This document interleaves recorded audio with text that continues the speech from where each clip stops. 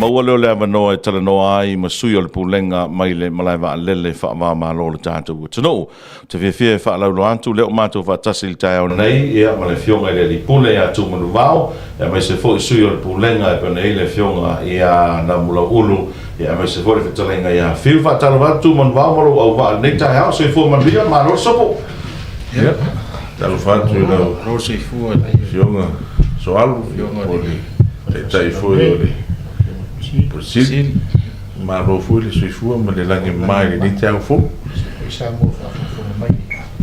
pula tai au. Ya, soifua ma ria taro tau fai fa ma ro ia nei tai au. Au te manatu ia o le avano ta ua nei wa le tau fa longo atu le o si tau le kako ka paka.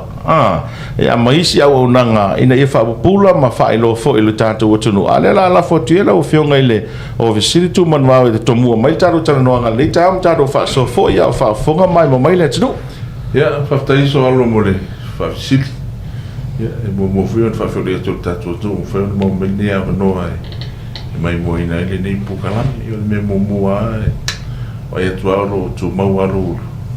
la le taftai. Tau singa le tua. Ko ia se upi. E lo tu e po malai te le swinga fole. Tu ai fa le olo. Ia. Ele nga tau operational tato original terminal. Ia lo fa wau pele mei. Ia lo temi fole nei lo operational foi a fangali. Ia. Na mata le na ngata le reviewing of fees al mlama le luas fulu. Io over much futa usanga so on. Ia, sa. Ia, ele toi po malai le cost of living I maintain the operation wa tauta. Io ina ese wa tauta to review fees o mlama le. Ia. Io termina ne. Io la was fruta la le anu tuto. Ia. Malu sau fafu. Ia ai fa pia te la tu e paka ia e malanga. E los futa la. O le wino ngata la 20 tala for 24 hours. Okay. Ia. Io nai foi ona atatu wai ni ka paka. Wa le moli. Ia. Mala malanga. E ngata foi leo fatu pla ia le patrol security siaki mata avalia. Sangare mu. Sangare mu mana. Ta avalia malanga tu la tunu. O le isi mea e tāua I o tupeni.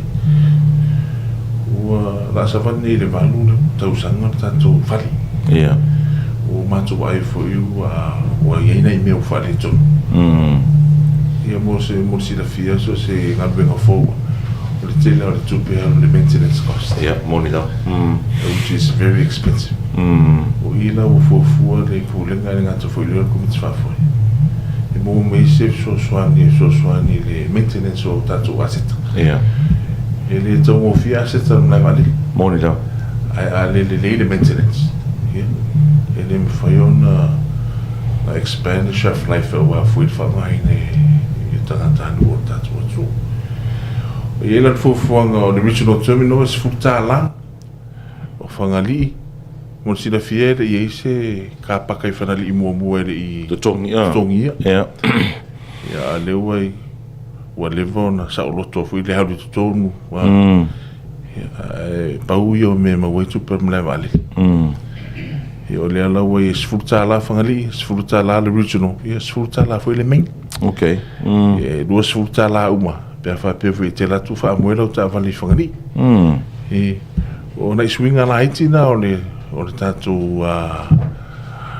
ka paka le wai ia o te loa so se swinga foa ia te lea manatu fai o le atunu Moni tau. Ia. e fa pena o te lo io le atunu e mala malama ia le taime mala malama o fa fai ngo fia la i o le tatu o le fa mo nga ia transform fa le ulu ia se swinga te tau mai ia swinga o fa le ulu ia mananga falon Alo, whaftai, le ua manino ia maamel tūlanga pe ona whaatati ai le mta au pūlen pe wha manino le whionga le li pūle. Le la la whaantu isi sui o le pūlenga pe ona ia whitari ngā whiuma na mula uru, whiu wha mole mole?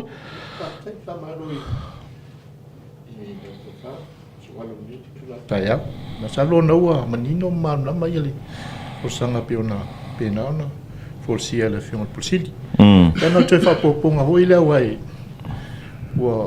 o nei vai tau so alo ya lava wa tele tatu tangata fai malanga moni la ele sul tau sanga talu ai masalo atu fa tasi tangata fai wa ina vai tau le kasin tamu min sa pena se lo se lau tau sanga o te mini wala tala tele leono se lau wa fai le tau sanga tata fai li poti le no vai atu nei lo fiso fai numeras fului va fai la tonu mai ya november ya ole toina toina si tanga langa o tangata fai malanga tai mini o pisi la o fa popoina tangata ya silsilai ya telo tata tu no sa movie New Zealand ka toila lo kota ya fa to mai ya ile tai mini la tai awa ya ile suinga o im tangata o inga lunga fa vai tai moni la yo suinga langa o tele hoila le tama o inga sa mai o tele im tangata fai ta vale e silsilai ya inga o va mali lua ta vale ko ka vale to ta vale Pela o tiltilo ila mapule ele nga tel to falle al to fa atelier fa popo ni si tatu parking spaces mo tu langa la le asi si la fanali la kiki o parking space la ya ele fa foi la no mato fa se na ya tau fangali ma all original nga se ya airlines ya operate ni te over pe melisi airline wow to fa me fa pito ya ya pe yo tu langa na o le toi fa pongo o tato parking spaces wa lava ya lava na keita mo ta vale fa po tato atu no ya me se lava ya tu langa le pion sang no ya le fion pulsilio le si tia vola ta o soi fuanga ya ele lita to itama ai ngai me ta mafa ya fa taile tu o lo sau alfu ka ya a o me la fa ti no me o ngal venga asit ele ni fa na si me sa bota to te tuai tato te fa la ngo ya tu no mau au la va ya le supply o materials tu langa va pena mo to fa la teleina o ni me fa o pop ya me si to fa le ya e pena se fa pop nga tu na tu langa ile la va le parking spaces o te lona pa no swing a phone nei na o tau parking sa ya fa tai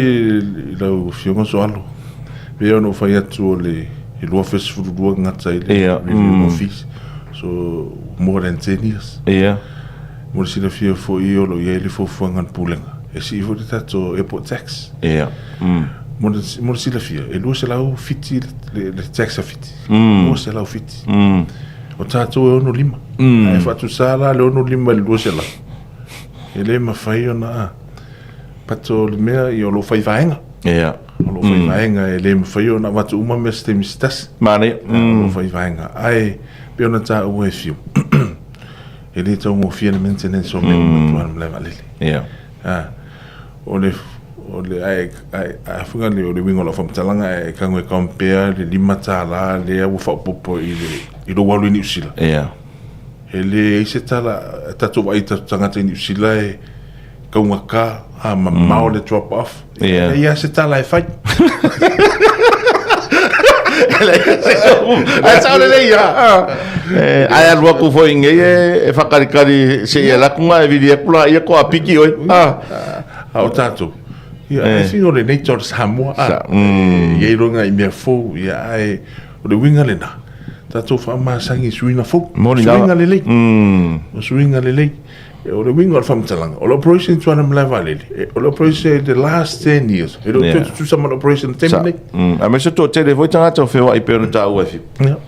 tele tanga to fe ai ta o fi yo fuanga na e ta wa na we go with the flow no one left behind no ba tai le la fa popo mai le fa voi le ia ya na mula ulu isi vai nga ta o swinga ia mo le sila field ta do no na mula ulu ia fa tai la va lo talinga po lo sunga fo i so alu mo le vanoa I pe na ua fo sia fo I ma me le fa man manga le e fionga le di pule me se fo I fa talinga ya fiu te lo ni si va nga ua fa pe na ta ua ai o se fa poponga lava ia o le si tanga le o le kapaka ia ina le lima tala ia le lima tala le sai momua I le se fulu tau sanga e ia le la o si le si lima tala fa popo lo mo fulu tala ina I masalo mia ma silingia ia le pulenga ia ma me se fo le pul fa aton ia o nei uma ia si tanga o lo la waru la lo le fa vai o tulafono tulafono le tulafono le titi ta o le airport authority fees ni vai ma le charges regulation lo afa sultot ia o le ala fa to a to ilo le man review le pul fa to do e me se foi pulenga ni ia o tauna fa si tanga ono le teleo mano o meie wo evolve ni di mala vale ia te ngatai basisi ia fele de fe maranga i male sau ia ai me se fe o vale ia por fete tainga ole e New Zealand over to o fa e New Zealand la stona ia le masanya ia do tulanga na ia ole la lo mal fa vai o tulafono ia tato si tanga ni nei me ane ofisilingia ia le pulenga ni ia ole la la vai fa malungo tulafono e pe se o poponga na no fionga po lo sumo funi malo fa leo fa malino mai la mo ulu vai nga o ai si vai nga tau e on si le fiele le tato tunu o ani fa vitau le tupu mai o tato ka paka wale wa tau ne la wakte nga pekoloka ko securities ia wa ia tele tato moli ia o te lo fo la o tauna il tu la va to malu tia a seta me so ta vale le tunu laftai o le memo mua o tele ta vale le kiki ka paka tau le le o Conchester ka paka me vale le me se ape a luava e uma e au mai le sa o le e o voi ai fa fole pa no le to tele o tanga e lo tu le masandi na tatu tunu e tasi al tanga tumalanga ia ai lua ta vale o le to atu lai pasi ale o atu ta vale ia o tasi lua pe tolu fo o fa tu pla ia le number of vehicles i fale o lo i taimi malava o pe ona ta u e ftelenga ia fiu o ia ile vai el polenga o le ai o le creating parking spaces for ina ma fai unha keita le timano te telo ta vale lo ia te minei pe o le ngala na o le lima tala fo popo ni e so so ni fa tu peine ona inga luenga ia nei ma fai ona watu malo le tu o la ma ole ava no e pakai le ta vale a wai ni se apa o kilani lo le mana ia lo watu e la ma o drop off ma pick up io voi fui na i fu fanga tal no fa drop off Kau fica fazendo drop off mas pick up para pulen como sai me fai na fai daí se me fai na fai o ko kai min ngai this is our time ia sao mana eu será pau kilani fa tau voina mo na indisi tanga te ele mana na o ile sulta la ala ma fai o tasila na vai fo pe ava pe la itika pak yes o le fai se drop off ina ia arofia mai ai tu per ka paka mo isi tava sao le o le wai la lo le planner mleva le sta so set up fa pena ona e o ai foi pe on ta o fiu the increase of the presence of movement o le me fi wa atele tanga malanga mai fi vo pulen om leva le ma ona tu e foi ni tanga ma we foi tu per leva le sao le malanga faluano malo o isi vai ngata o le tato mlai vale le fiu na isi le fiel to tele o fa nga lava le tato VIP ia wa le tama tua le tato pokla talo ile sa fa la lo fo le tato VIP o la to sa nonga so o ma tua lu bio VIP mana ia tamo ni sa fa pe na fiu mai fa lu lungo le kalesia lo tu la pa ia sa ngatai okay ia ia o se mea matango fie vai la na o le sau o le mai o le malanga le ia wa matua lava ta penal ta tu nu ia wa lava ia le taninga malo falo ia to va pe e kalesia ia pe on me vai la na le tau fai atu ai e kalesia e fakasa mai se kalesia i tai e fa mal VIP o ai malu pui le leila tu ele ngata le watu fa tali ia o ngaluela finga luenga mo le mango la tu atron tu lang pen ai makua lava vo ilale le malu pui o le paki mo la tu ta vale ia mai ala ia anga isa o fale le se fa tinga u ila lo le mea ile tu moi ki unga ile customs tu lang pen o matua mal pui ala ia portali fa va atu le fa fsili o lo mia tato vi e pitamine mane o tato chache swinga le sa tato Talanoaga ia o lo fa nga la vele tonka a fu al tato ko le tatou fale ia au tilo lava ia le fionga le minista ma se ia le pulenga ma komiti fatu se tau ngā whātia ngā whātia mo tangata o te wha popo atu i si lava mea nea po le maru pui o le paki o lo tam whai whai pulenga ina ia lavangi cameras o ile lunga o a whaine ilani whawhitau e tua i nasu e suenga e ngata malo ni sa i ringa fo ni whawhitau e matua whapena ni whalango lava i mei o cameras pe o le silanga mea o lo tam whai e e pulenga ina ia whalau tele o le tau nana pe on tau ai namlau ni ia lima tā la whapo ia o mea ia tau whai e whaatinu whai sintang tā ia pia no se toi whapo ponga tuna malo e ala tatununga a malama le tunu e whaingo fie me se foi o tunanga e pena o le sao foi leo le tunu o ia i ngā ruenga mapolo keti e tātou malo Wei Samoa Whaleolo, eo e e la lo nau ta inga man pulenga man komiti whaafoe le ngata foi leo le fionga minsta e tau ona maintain the standard of Whaleolo Mane e pe o le standard le operate isi international airports o kilani fiti me va pena ai e le mwhaila ona whai e nau pulenga e mana o mia le fsosoni na tunu pe lau lima tā lalea o whapopo rungo tatou kapaka ia ua tatou fuafuanga alu mamau ia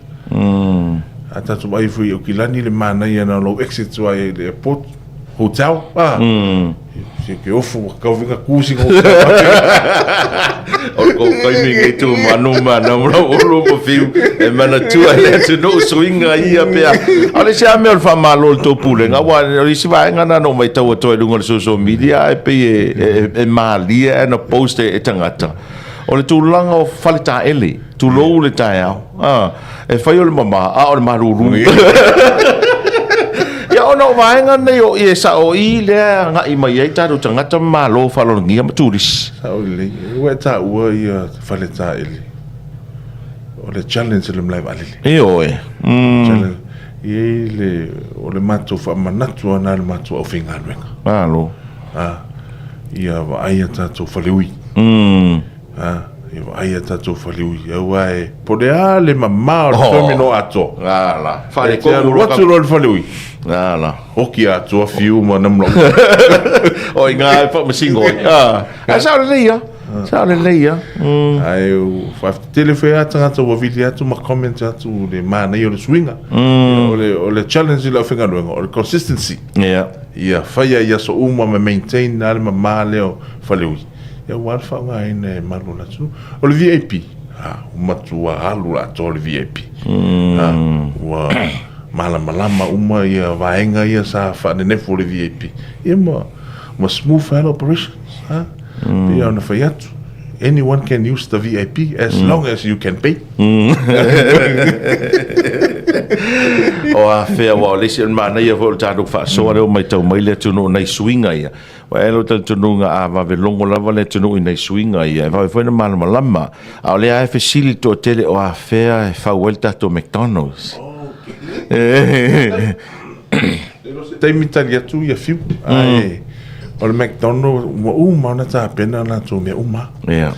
pau ale me na tu talo sanga me McDonald's wa fia mu mai before the entrance of the main terminal. Wa uma na pasia de no fuanga lata le original. Fai foi your drawings ma me uma. E tu sa wala to email ile se single na to team sa. Be ma fai na fai before the main entrance o le main terminal. Yeah, o la fa Talanoaga. Fatali la totali mai. Awa fa pe tu na the primary. No we know la SC na fee, si na rent.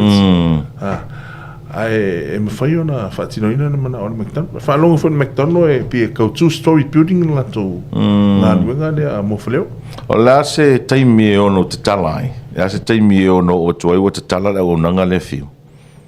Ya, pe a fu ele il mele sa ye o tau sanga tening sa tal no ina lamtanga ale sa fa mo tau no mal chakom bua o te tala ia ole fala vai foi la le o si vai ngale na e se ia le e se pulenga ia nei sa se la pulenga mai fafo ile ala tu fai unga ia ole me no tainga lava si te mari post mai tai foi ile e pule ia nei Samoa malinta pena me mo ole location se mo ia al to yo mai la le o ila tu e fa pena na fai ale fai unga mautuma atinolo ia le lo to sui ilo ia ole poltali atu lai lau fafsili ia tal tonu wa ole vaviala na fai o lat fai unga vavi foi na fa mautu ia wa piona tau foi il fiona pulsili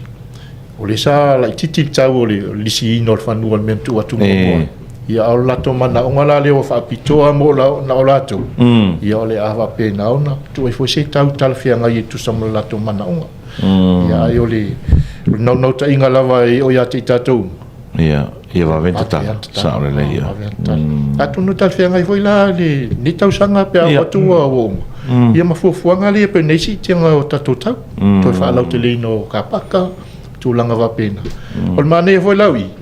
ia ngal tua savali lo yo mla vale le fatali ia penga tau nu me la malanga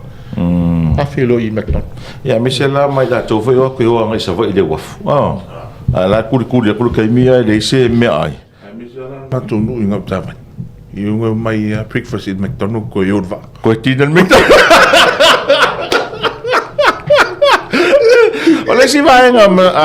te loya uil tu langa saunga le mo le tatu malai va lele ya se tam vai nga umma mal malo fa solo ina mulo ulu ono le foi la tatu no viso le ye tu langa tu nai so le no fitale o mele ile malai va le wa pui o le perimeter fence o le malu pui nga foi o lima malu tamai tai marul malu ia le fa tai tu fo ile mtanga luenga leo ile ngata ile o ia tatu mtanga luenga vele leo tupi maua e customs o le vanga le quarantine o le mef ia le health fo lo i tua ia pe o le fopoponga tu le mcdown se lo sungo so se ngor subo amal pala mere na fia longo mai ia alulo va ko we fengo venga mo subo ma le o le vanga vedi ka ko se me ku le mo ia ka ele fa pe a ku o ngare wa ku ko ga va ia ka ai me sera ka ko mo keri sarafa ko keri ka o fia o me ta e pe o ko so le a me ko so le a me sa le ia ma lo fa tai ia tu man va se vanga na wa ni swa nga ta o misi atu Talanoaga e fa popo mai ai nei tai au muli atu le whaafetai le atunu ia mo le lango fo i fuangalo mau le pulenga mlai valeli o le talo le fionga minsta le ngata i leo te i fono mo kumit whaafoi ia ma unei mo le pulenga e le mo whaiona mato whaatino ina ni ngā ruenga au noa ma le fisoswane na atunu ali o fuinga suinga fou wa iai tatou kapaka ia malu ave fale tu fina ngalo o le fa moe ia le leile wa unanga mali ma ia malu puipuia no fonga umon mlai valili ia wale to ai tau nu mai o tatou tangata ia le ngata foi leo tangata tu wa atu ia tu mama o le matu talo ia alo fangia matu ngaduenga ia tu talo sanga le atu ai le ngata foi lea ia tapu mai fale o tatu ta mama tua matina ma tua ia olo fiulu mai mu lama tu mai mu pa e ta o no tapu ai faiva ia e mal manu ai se le malama ia lo avano le email ma le website e fa e fa so sa ia toi ia na so so mai le ia le pulenga nei fa malama mai na ni so vainga ia wale no fusila fia le tatu tu mlenga faron alo fa tai tele tu man vau na mlo ulu ma fiu mo le avanoa ta u fo il tu anga i mai e fa lau lom fa si le tenu nai vai ngai ia mo le no fusila fia ia le mamalo le tatu tu